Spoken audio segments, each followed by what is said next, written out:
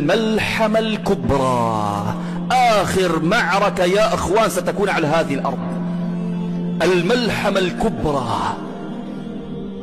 النبي صلى الله عليه وسلم قال عن هذه المعركة: تحدث فيها مقتل لن يسمع ولم يسمع بمثله قط، بالقتال الذي سيحدث أبدا، قتال عجيب، وسنرى ذلك الآن.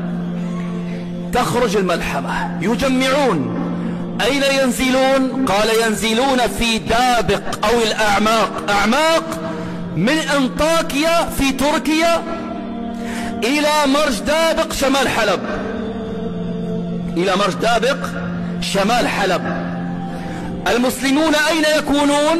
قال عليه الصلاة والسلام: فسطاط المسلمين يوم الملحمة في الغوطة،